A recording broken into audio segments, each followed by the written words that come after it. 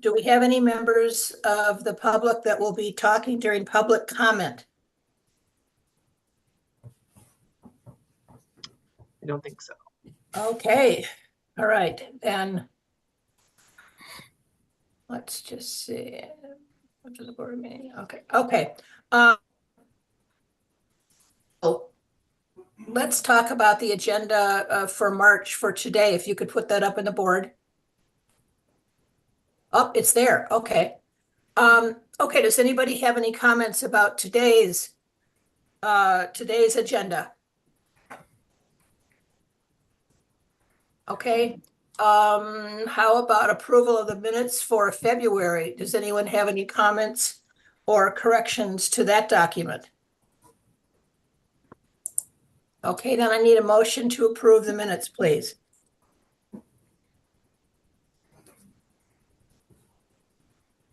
I'll move to approve. Thank you, Jacob. Second? I wasn't here, so I can't. Oh, okay. All right. Anybody else? I'll second. This is Sarah. Thank you, Sarah from the car.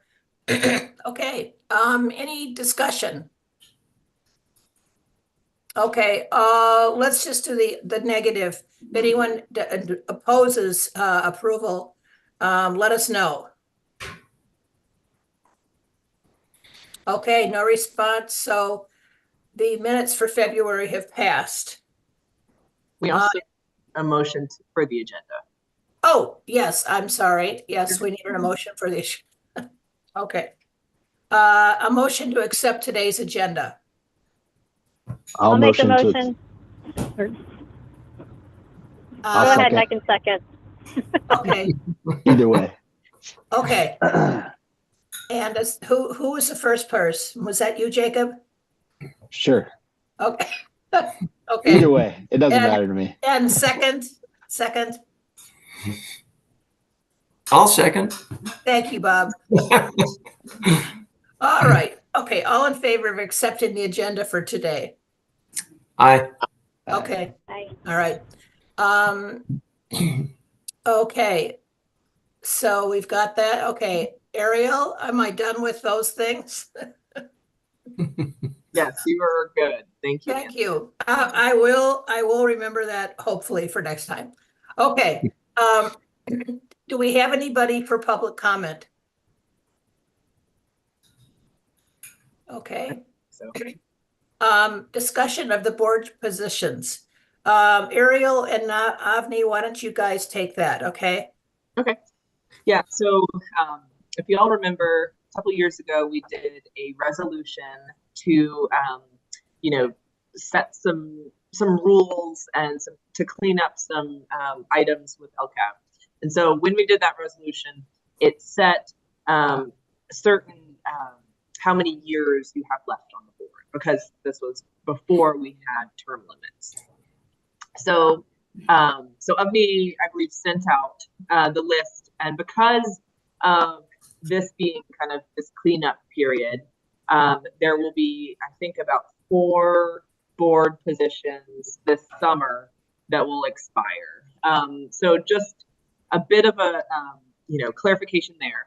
All board positions, all board terms are 3-year terms, and you're allowed to have 2 consecutive terms. You're always welcome to rejoin the board after you've been off the board for a year. So that's just how the new county rules work. So those 4 positions this summer will expire. So we're looking to have a handful of folks, new board members. So we're kind of on the search. That being said, the county has said, because so many board members terms are expiring this summer, there is some flexibility. So if we need, board member to serve for a few more months because we haven't filled that spot, in order for the board to be able to make quorum, the county is flexible there. So that's not a huge concern. That being said, we have we still have 1 position, I believe, advertised, right, Avni? so that was April's position or Kim's position. I can't remember which one. So one is already out there for people to apply for. And then I believe Nancy reached out to Greg, and I don't know if you want to share that or I can share it. No, I can. I did reach out to Greg Hutchins, our chair, our longtime chair. And because of his illness situation, he has resigned as chair and from the board. And he is resting comfortably at home. And so for the time being, I will remain vice chair. And I don't know, Avni, is there a time when we do a vote on getting a new chair? Or should we wait till we have some new board members? I think that there is no need to wait. Okay. Best practice is if all the board members are in attendance, to do board member position, elections or whatever. But I don't know how many board members. Are we missing anybody today? Do you have any? Joel isn't here. Bob Turner's not here. Let's wait a So little we bit. can wait. And if you want to wait till we can put it on the agenda for next month, and then we can make sure that we emphasize when we're trying to collect quorum that Okay. Well, how about this? How about we delay it until later in this meeting? And if Bob and Joel and anybody else show up, we may open it back up again. But Yep. if not, then we'll put it on next month. Okay. Okay. Is everybody okay with that? Yep. Okay, good. Okay, all right. And you may have heard that Terry Wells sent me a name, of a person that I didn't know who lives out in her direction, and it's Stag Newman. He is an equestrian person. He and his wife run endurance races, and I had a nice talk with him, and he has submitted an application to join the board. So I was encouraged by getting that recommendation from our county commissioner. And then I don't know if you heard Ariel say that, Matt, are you on? I thought, I'm here, yeah. okay. And you reached out to someone too, yes? I reached out to Derek Allen, and he indicated that he may have somebody in his firm or possibly himself who would be interested. Okay, good. Thank you. And you'll keep after them to get an application filed. Yes, and I sent them the application and I sent them the link to the board website. Excellent. And I will let the clerk to the board know that Greg has resigned, and so then there will be another position listed. So both could be appointed if the board wants that. One thing that is like best practice is if the board is in support of a certain applicant, to vote in support of the applicant, and then I can share that with the clerk to the board, and then they can tell the commissioners that these are the applicants that LCAB would like to have appointed to the board. So if you feel one way or the other, you can make a vote in support of that. Okay. All right, good. Okay.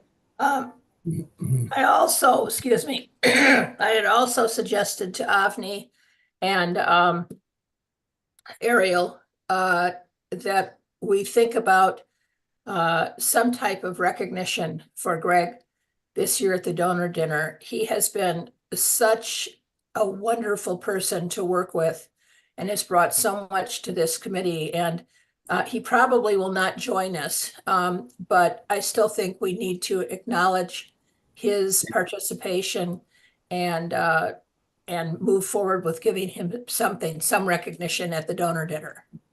Absolutely. Okay, all right. Anyone else comment on that?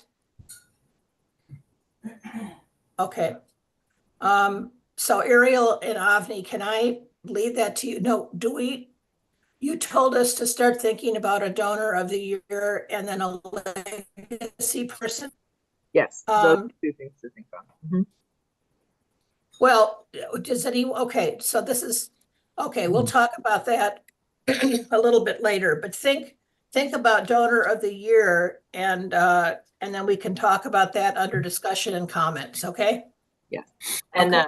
if you do want me to share any information on who you support for a new board member, if you want to vote on that, otherwise we'll have to, that would be postponed until next month till you vote on it. Okay. Yeah, let's just wait on that too, okay? Okay. See if we pick up any more, okay? All right, so Tom Fenslow is with us from Conserving Carolina, another longtime familiar face here at LCAB. And so Tom is bringing to us a proposal, and I'm gonna let you guys take over, okay?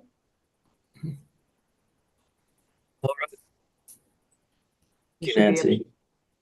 you should be able to share your screen if you are ready. Yes, I'll just some brief remarks of thanks for having me here this morning to present a couple of requests to you. I'm sorry it took me so long to get these proposals into Ariel and Avni. I apologize for the inconvenience, but I'm happy to answer your questions. And hopefully these proposals will sell themselves and you'll be thrilled with what you see. I know that Conserving Carolina is very happy to be able to present these to you. So we're going to start with a project that you saw in 2023, and LCAB generously funded, awarded $45,000 in transaction costs for Sand Branch that was in the fiscal year 2023 budget. And I'm coming back to you to ask for $40,000 in easement acquisition funding. So I'll share my screen.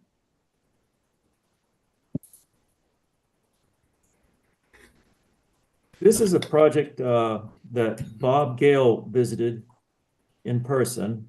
Now, when Conserving Carolina presents to you, you can expect that it's very, very likely the project will be located in the Broad River area, and this is no exception. Sand Branch, the Sand Branch project, it's titled to Brook Valley LLC, which is in turn owned by Kyle and Johanna Harris. They propose to conserve 64.9 acres, and they are giving up almost all their rights except for passive recreation and to manage for forest health according to a forest management plan approved by Conserving Carolina. So here you see the 64.9 acres, well off Highway 9. And we call this the Conservation Anchor Tract because we're trying to get something going in this area so we can build off of it.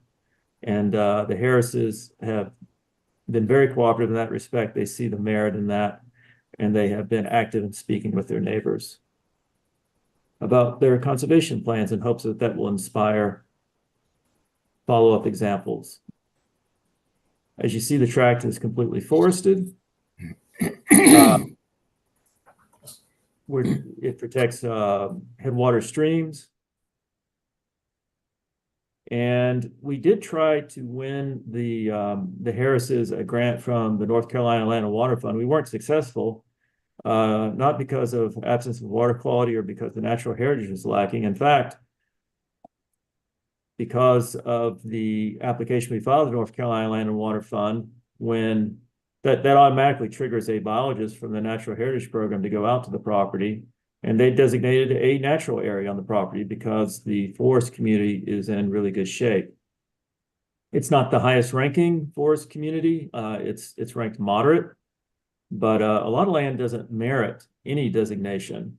And so we were thrilled when Natural Heritage Program did designate the Sand Branch Forests natural area and appropriately emphasizing forests. So you were kind enough and thoughtful enough. I guess I shouldn't say kind. I mean, you looked at what the project offers and you said, yes, this makes sense. This is a good investment for Buncombe County taxpayers. The Harrises are donating well beyond what they're asking for here, $40,000 in easement acquisition funding. We expect that once the appraisal's done, that their matching contribution for easement value will exceed $190,000. So today, coming before you requesting $40,000 to pay Brook Valley LLC, that's Kyle and Johanna Harris, for a conservation easement encumbering 64.9 acres, and that will complement your previous award of $45,000 for transactional costs. And Ariel, if it's okay, I'd like to transition over to the next proposal because they're so close geographically. Is that all right? Or does there need to be discussion now about Sam Branch? I think it's probably okay to go to the next one, and then we can talk about each, unless the board has a different preference. Okay, we're okay. Go ahead. Okay. Go, Tom. Thanks.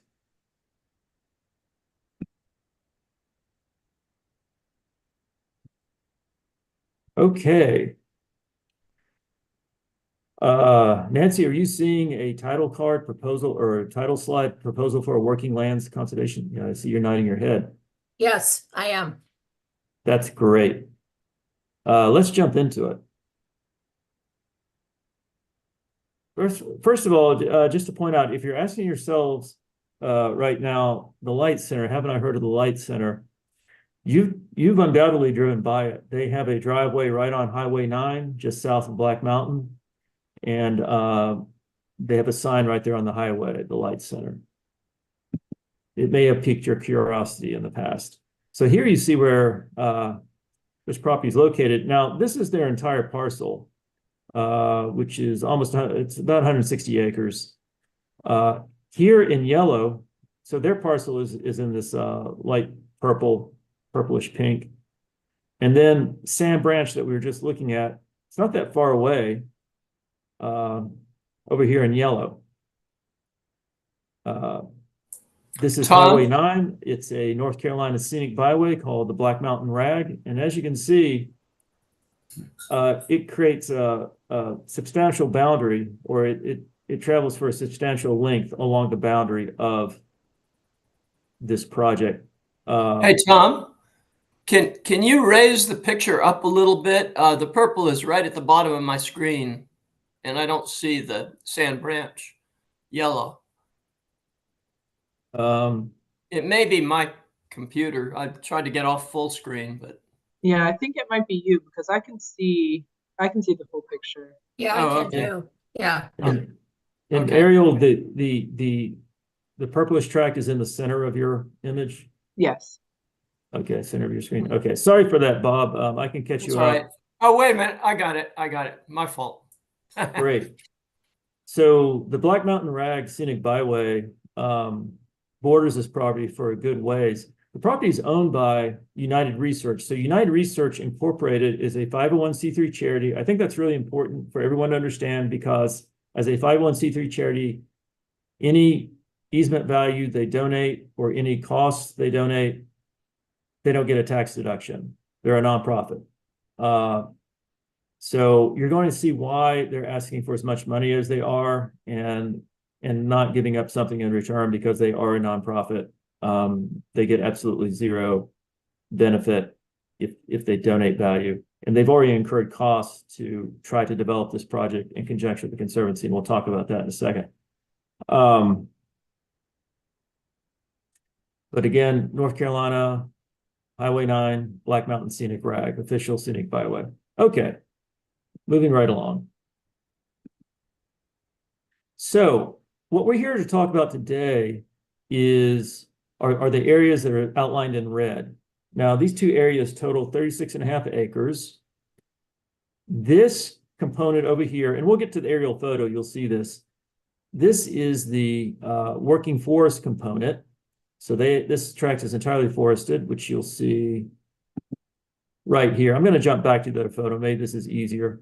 Completely forested, and they would like to put a working forest easement on this area, the 23.5 acres right here.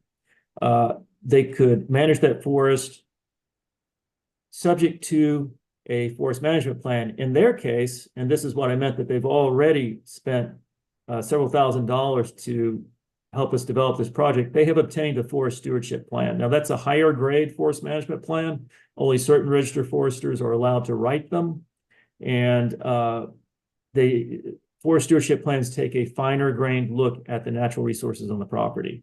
So they hired Helia Environmental, that is owned by a forester and biologist, which is a great combination for this site. His name is Lloyd Raleigh. And so he wrote their brand spanking new forest stewardship plan. They didn't have one before.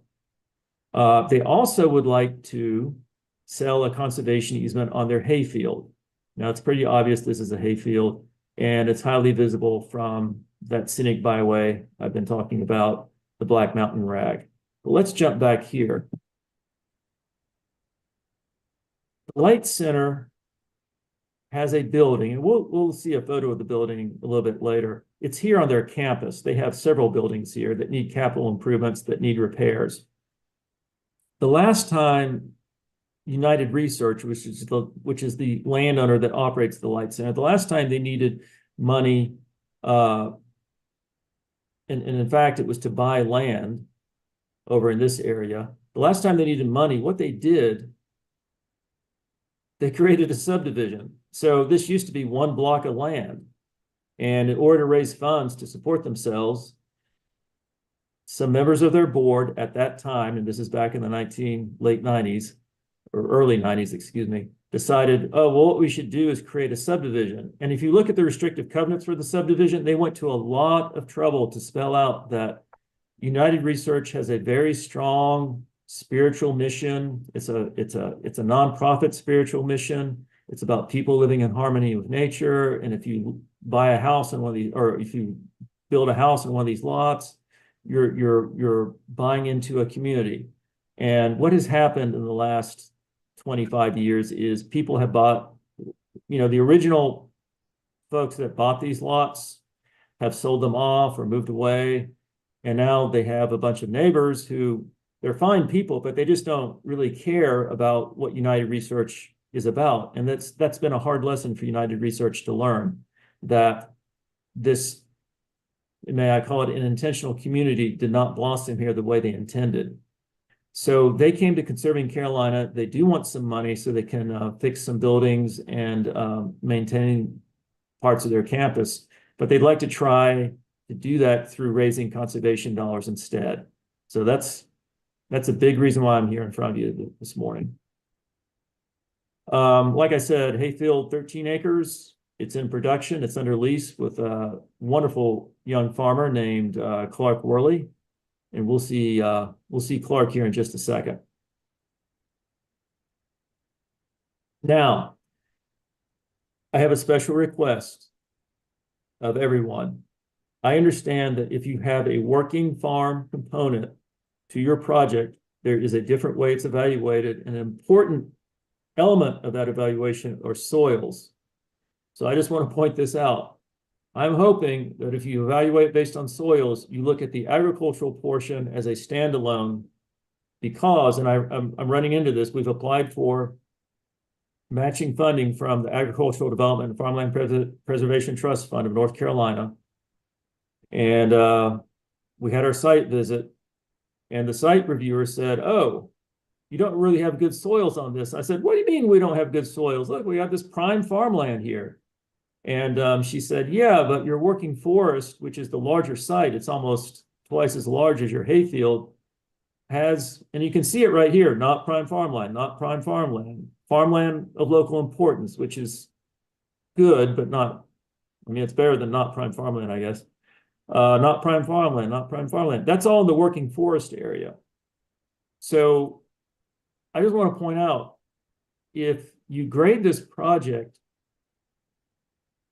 on and strongly emphasize soil, if you grade it as a whole, then it's sending the signal to the landowner, maybe, that, oh, maybe we shouldn't conserve our working forest. Maybe we just conserve the hayfield. And I think that's, personally, I think that's the wrong message to send. I know you have the way that you want to do this, but I'm hoping that you'll look at the hayfield and see all this prime farmland would be protected through this project. That's my pitch.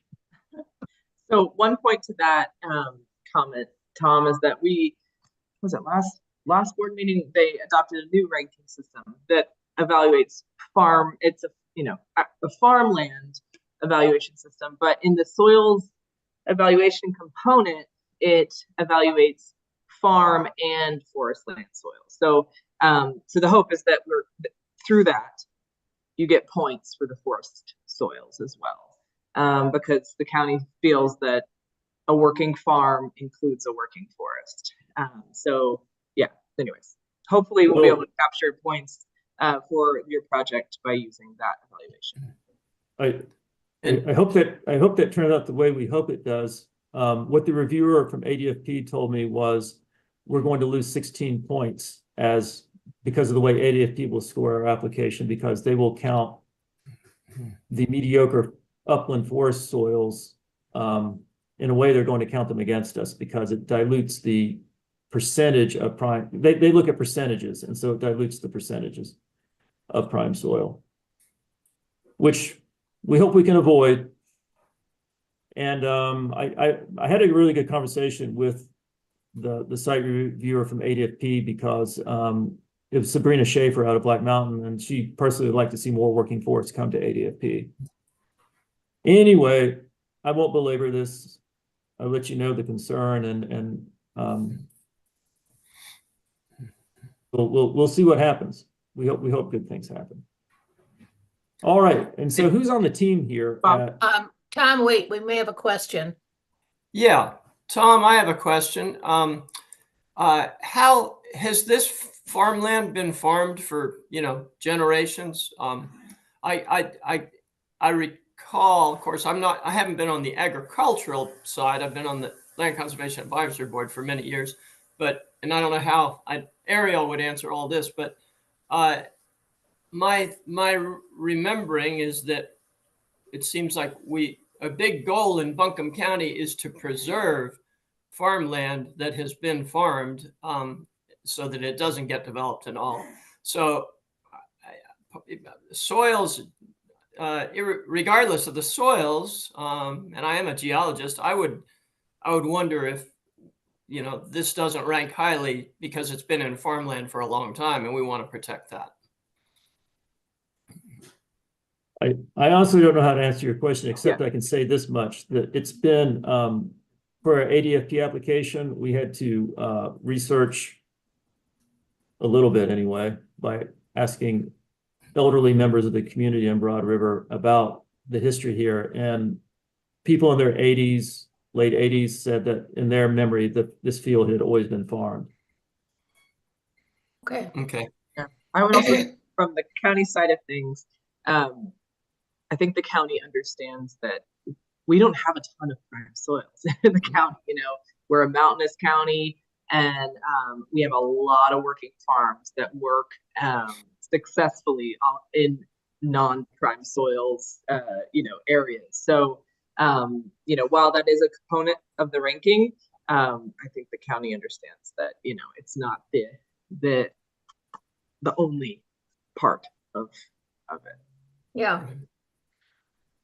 Tom, my question would be that, well, it's not really a question, but if we look at this project and concentrate on the forest rather than the hayfield, I mean, the forest, as you say, it's a working forest.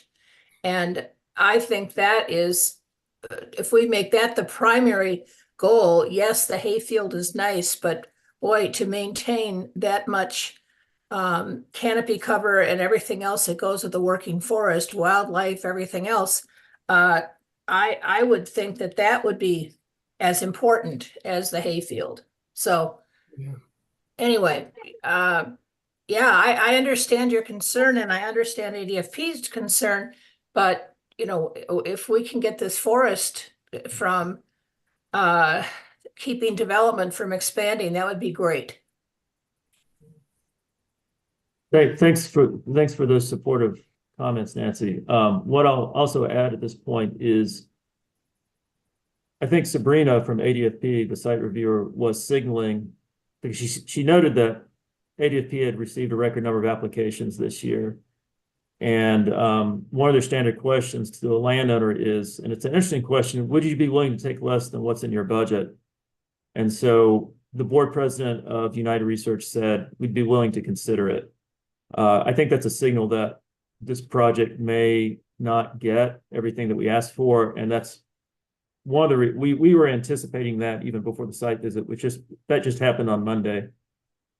Okay. But that's one of the reasons we're asking for some acquisition dollars, because we think that if this project is funded by ADFP, they won't give us our full amount. Just moving along here, though, it's a team of us working on this. This is Clark Worley, who I mentioned earlier. He has the lease on the hayfield. He is not charged a cash rent. That's important to United Research, that they not charge a farmer to mow the hay and benefit from it. They want to support local agriculture that way. And Clark is getting, as you see here on the slide, he's getting, last year he got 58 bales. Sometimes he gets less than that. So it's around 55 bales a year. And he has 2 cattle herds, one in McDowell County over in Old Fort and one in Broad River. I'll fix my typo there real quick. And he's a great guy. And we asked them, I believe, now someone can correct me if I'm wrong, but is that a round bale maker? Is that a baler? Yeah. And so I don't know. Yeah. we asked him to send in a photo, and I think it's great that he sent in one in of himself next to his baler, which is what he uses to harvest the field. Of course, obviously, Conserving Carolina is a member of the team. But this is the campus area of United Research. Now, you can go to their website, and they have a volunteer who made a beautiful website. So if you go to their website, give it a chance to load. I had a little problem with it this morning. You're going to see wonderful video, a drone video of the Rocky Broad River as it flows through their property. Now, that's the natural area. They have a built campus. You're seeing structures here. There's a labyrinth here in the center. There's a geodesic dome, which has a library on the first floor and a meditation and prayer room on the second floor. And then this is the lodge building that you can rent out at United Research. They do that through Airbnb. But United Research operates the Light Center. That's what the campus area is called. That's why the project is called United Research. I do want to just buzz right up here real quick. This area that is outlined in yellow, we have filed a conservation easement to North Carolina Land and Water Fund. We don't think it's going to be successful because they're not yet adjoining permanently conserved land. But we want to go ahead and send up a trial balloon with North Carolina Land and Water Fund for what we are calling a nature preserve easement, not working forest, just to see what happens, to see how that application scores, and also to get a National Heritage Program biologist to visit the property. They found a rare salamander on the property near the river, a crevice salamander. Crevice salamanders in other parts of the range are not that, they're uncommon, but they're not particularly rare, except in Hickory Nut Gorge, there is a rare population. It has it's somewhat genetically distinct. It's not declared as a separate species. It's called the crevice salamander, which is the Plethodon unilasi population 1. That's what the Natural Heritage Program calls it. And it's only found in Hickory Nut Gorge. And when the Wildlife Resources Commission biologists found it here at the invitation of United Research to come look at the property, it extended the range north for that endemic species by a mile. So already good things coming from just working on this project. And then they're also pledging, if we can pull this off of conserving the hayfield, the working forest, and all this other area, they will donate an easement. Remember, they don't get any tax benefit for doing this. They just want to make sure that their campus area is never developed in a way that would be incompatible with the surrounding conserved land. So just wanted to buzz back up to this slide and point that out to you folks. Moving on though, the Black Mountain Rag Scenic Byway cruises right by this property, and what would a presentation of a project be about some eye candy shots? This is what the public sees driving down Highway 9. This is the hayfield. If you are on Highway 9, the hayfield, you can see it easily. It's at the intersection of Highway 9 and Gold Anchor Lane. Gold Anchor Lane. This is the hayfield. This is also the hayfield in back of this tree line. The Rocky Broad River is flowing through the tree line here. And you can just make out Gold Anchor Lane here in the background. The working forest component is the top of this ridge. So also visible from Highway 9.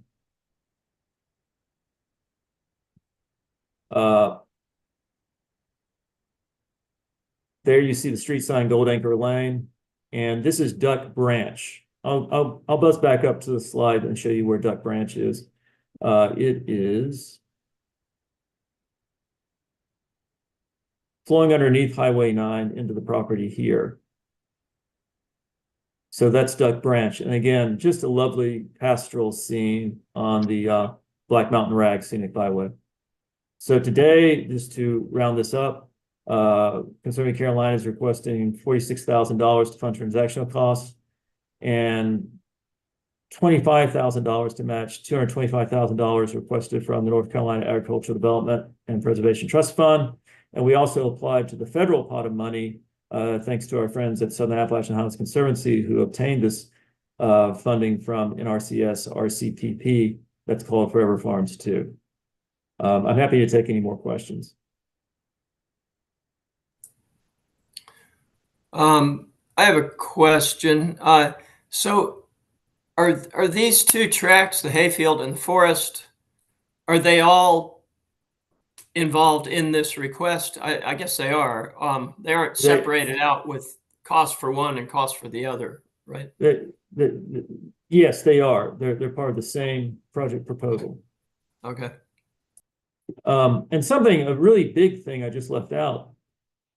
The hayfield is, well, first of all, that campus area I showed you here, find that photo, right here. You can go there, folks. You can go up their driveway. They're open to the public from morning until evening, until dusk. And you can walk on this labyrinth. They have a lovely pond. You can walk around the pond. And if the library is open and there's someone in there, you can get a parking pass and go park off of Gold Anchor Lane. You don't want to block Gold Anchor Lane, but you can park there, walk across the bridge, and then there's a trail that is mown around the edge of the hayfield. And so Conserving Carolina has spoken to United Research about this, and as part of this project, that public access will be better elaborated and better regulated so that people will feel that that is a more welcoming place to park their car and go for a pleasant walk in the country. The thing about the hayfield is that's really flat, and it's a great place for people that maybe find it either to find a flat place, they're gonna have to drive up to Black Mountain and walk on the Greenway. There just aren't a lot of flat places for mobility challenged people to walk. And so that's something that United Research is understanding. And so they're proposing that, let me go back here, that you would turn in Gold Anchor Lane and just park on the side, and then you can walk across the bridge, and there is a lovely trail around the hayfield. And in late summer, before the second cutting of hay, which is when I walked it, it was loaded with butterflies, swallowtails, monarchs, and all manners of pollinators. Because Clark Worley, he does apply herbicide to control broadleaf weeds in that hayfield every few years, but he doesn't do it every year. And so it gives a chance for pollinators to grow in the hayfield. And Clark can tolerate that for a while. So I just want to say it's publicly accessible. Please go there. Okay, any questions for Tom? Can you repeat how much you're requesting for easement purchase for Sand Branch again? For Sand Branch, we're requesting $40,000 for easement acquisition. Thanks.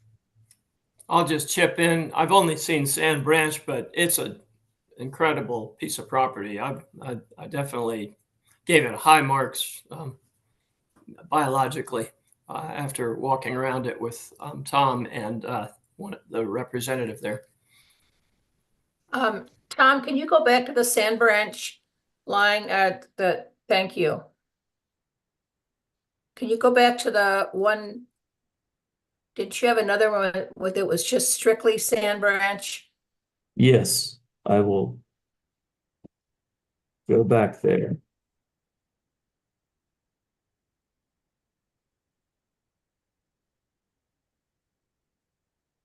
Okay, thank you. And this is going to be a normal, it's not going to have any open access or passive use or anything like that, correct? It will, the Harrises are giving the legal right to the Conservancy.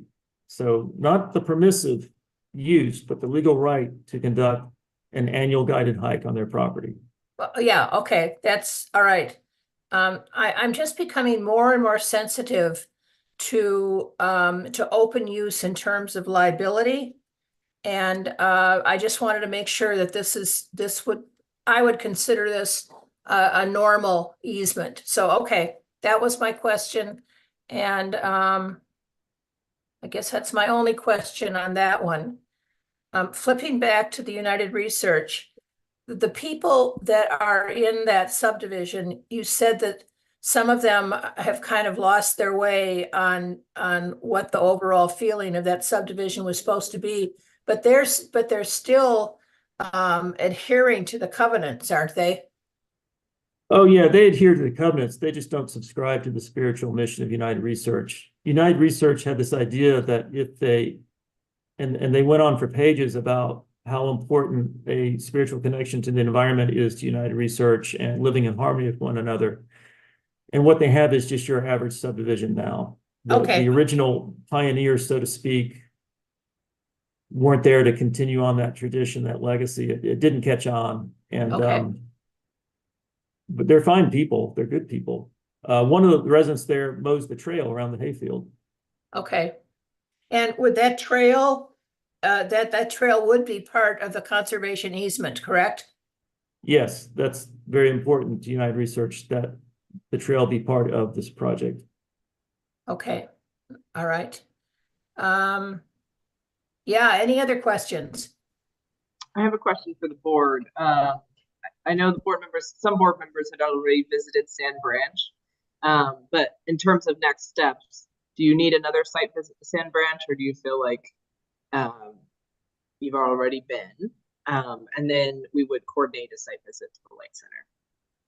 And also the evaluation, I think there were some board members that filled out the evaluation. Do you want to fill that out again, or? That would be for Sand Branch, right, Avni? Yes. Okay, On terms of record keeping, since it's a different financial request, it would be good yes, to do another evaluation. But I don't think we're required to do another site visit since board members have already been there. But that's just Okay. in terms of that. Yeah. Okay. Well, the fact that Bob Gale has been there and given it his blessing, I would say that that's all I need. So, but yes, I think we should do a second evaluation if that's okay with the board. I think the audit trail would appreciate that. Okay, any other questions for Tom? Okay, thank you very much, Tom, and we will see we'll see our forms and get back to you. Thank you. Yeah. So, but Thank you. basically, we'll send out the application, send out the evaluation, and reach out to Tom and board members for a potential site visit for Light Center. Tom, the other pieces of property on the Light Center, especially the main campus there. They are a nonprofit, but there's no concern that if money starts getting tight, that would well, I guess yeah, I'm just looking at that and that one chunk of land. I'm looking across the street, and obviously that's a subdivision. And yeah. So is there any danger of any of those other parcels being sold off? I mean, in the open to fund this place? Yeah, Nancy, that's a great question. So right now, a majority of the United Research Board, like any nonprofit, they have a board, they have 9 board members. A majority want to pursue conservation funding to fund their needs, as opposed to creating another subdivision or selling off Right, land so someone right. else can create a subdivision. So this area, leave aside this polygon where it says campus to be protected. This area here and this area here, those areas were included in a proposal that we submitted March 1st to the North Carolina Land and Water Fund seeking money to pay United Research for a conservation easement. That would be more akin to a nature preserve. So no forest management to speak of, certainly no agriculture, but it is publicly accessible right now. So that's a good thing. And it protects a lot of water quality, and it has that rare occurrence of the crevice salamander. Yeah, yeah.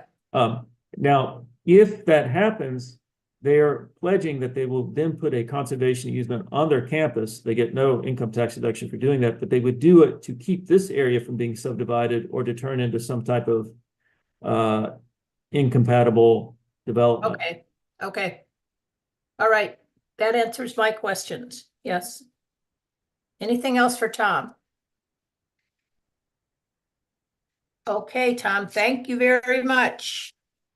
Thank you, everyone. Thanks. Okay, moving ahead. This is Matt. I'm going to have to drop off. I've got to go into a meeting. Okay, adios. Thanks, y'all. Okay, okay, is Southern App on the line? Yes, of course. Where are you? Let's hear what's going on with Southern App.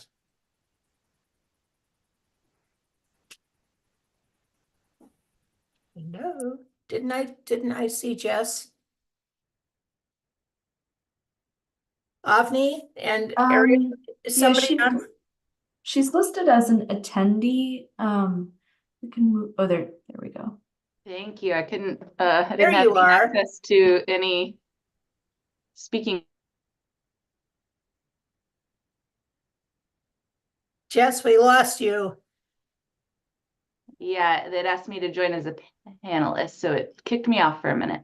Okay. Good morning, everyone. I am happy to report that we closed on leap year on the 29th of February on the Young Home Place property that this board voted to support. This is right next to the Soil and Water held Aubrey and Rita Wells Home Place, and really near Commissioner Wells, and it also joins Commissioner Wells' house and easement that SHC holds, so it fit in really nicely, and we're glad to have closed on that. It was about 92 acres in total after survey. So that is SHC's closing in the county, and we are working with Ariel. We've submitted budget expectations for the coming year, and I need to follow up with you about that, Ariel. But we have some exciting things coming in the next year. Okay. Anything else, Jess? That's it. That's all of our Okay. closings for now. Okay, thank you. And Tom, is there anything else from you guys down there? You just did a great job with those presentations. Yeah, we'll have a couple more presentations for you, I hope, here in the near future. One with Tempus Renatus, which again, you can visit at any time. It's a it would be a working farm easement, and they are preserving the bloodline of the Lipizzaner stallions at Tempus Renatus. That's Latin for time reborn. So it's a It's an equestrian farm. And then working with a gentleman named Martin Thaler, who he and his partner are starting a forest farm, so farming non-timber products in their forest, as well as managing the forest for traditional timber products as well. So that's on the horizon. And where is that located? Both these projects, as you might expect, are in the Broad River area. Broad River, okay. And Tempest Renatus particularly, you can see it from Highway 9, and it borders the Rocky Broad and Flat Creek. So it's right there. Again, it's one of those places you've driven by many times. They bought it from Wayne Ledbetter, which is a name that some of you may know. Okay, good. Well, we'll look forward to hearing about those later. Okay, Riverlink, Hannah. Hey, so I don't have anything too pressing to report on.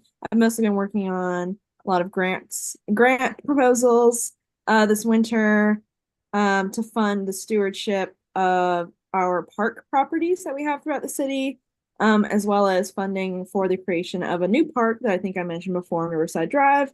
And otherwise, we're just moving forward with a couple of conservation easements that I'll keep you guys updated on. So that's about it. Good, thank you. Okay, any questions for any of our conservation agencies? Okay, Ariel, if you could talk with us about what's going on in your neck of the woods.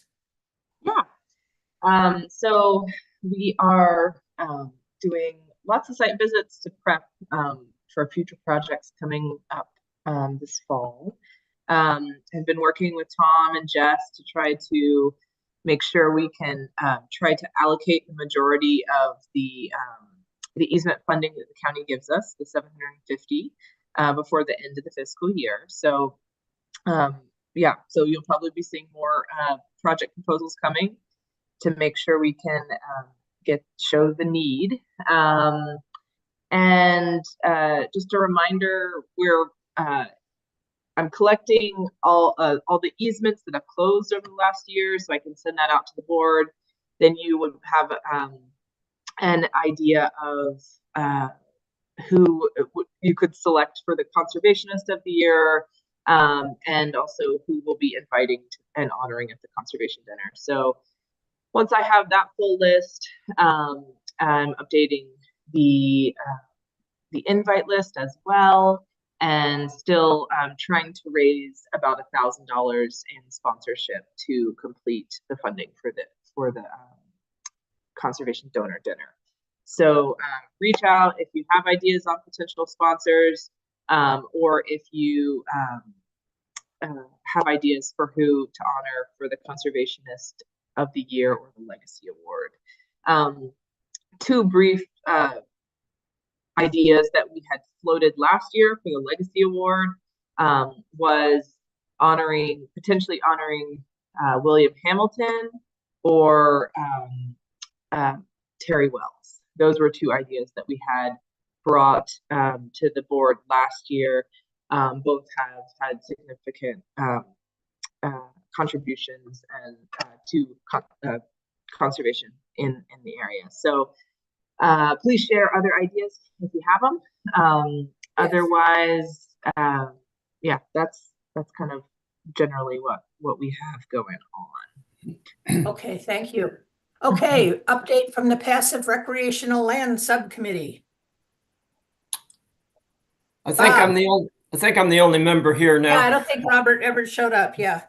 We just had our meeting yesterday, and a quick summary is that of the bond issue and requests for properties to be looked at by the subcommittee, there are 5 active requests, and they're expected to be a total of 12 before the deadline of March 31st. And a couple of these have to do with internal improvements, like building trails to make it more, even though it's very passive lands, they do support trails and public visitation. So that's sort of a quick summary of that. unfortunate thing that we heard, Jill Carter is our chair, and she said that I guess legally they have determined that the bond money cannot be used to pay for, they were going to have 2 staff people managing it, and they can't be used for that. So she has been the only person so far that's been setting things up, and she's losing her position because of that. And she's actually going to be job hunting, and she's an incredible person. She's done a wonderful job in setting up this whole subcommittee, starting all this from scratch.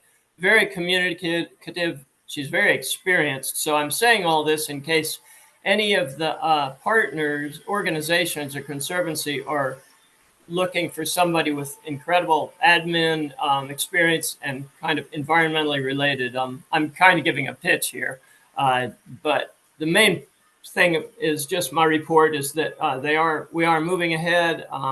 We'll be reviewing these properties after the staff filters through them all, because in this situation, the staff does the scoring and all the vetting that like our land trusts have done in our LCAB, and then it's given to our advisory committee to approve and recommend to the Buncombe County Commission. So we're not at that point yet, but we're heading toward that.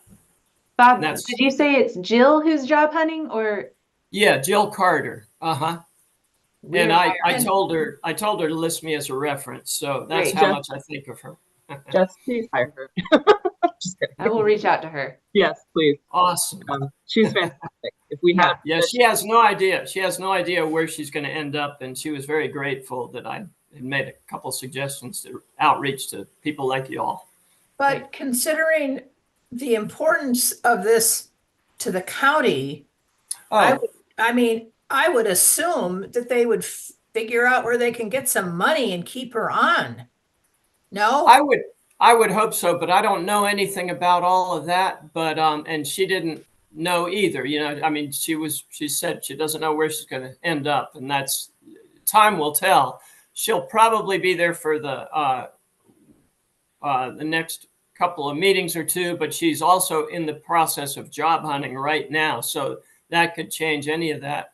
But I will say that they definitely have are parsing what she's done out to various staff that are very able and all. But it certainly we will definitely miss her as our liaison. Is she a county employee? yes. She is. Okay. Yeah, it's my understanding that there was some misunderstanding of how bond funds can be used from the beginning.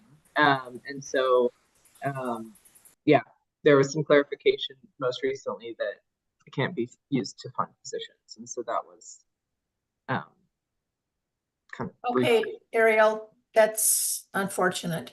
Yeah. Okay, anything else, Bob? You're on mute, I think. No, that's it. I don't have anything else. Thank you. I just want to say that if Jill is no longer a county employee, she'd be a great addition to this board. That's true. If she is self-sufficient financially and has time, yes, definitely. I agree. That's a good thought, but I don't want to lose her as a county employee, because she's got so much to offer that helps us. So, okay, we'll work on that. Okay. Anything else? Any discussion that we need to have? Okay, we waited. Yeah, we're at 9 o'clock. If anybody has any more issues that you think need attention, please send those to Avni or Ariel. That's our A² team. And so I think we're done. Can I have a motion to adjourn the meeting? I'll make a motion. Thank you, Bob. Second? I can second. Thank you, Jacob. All right, all in favor of adjourning, and we'll see you next month. Okay, we're Bye, good. everybody. Okay, so long, everybody. Thank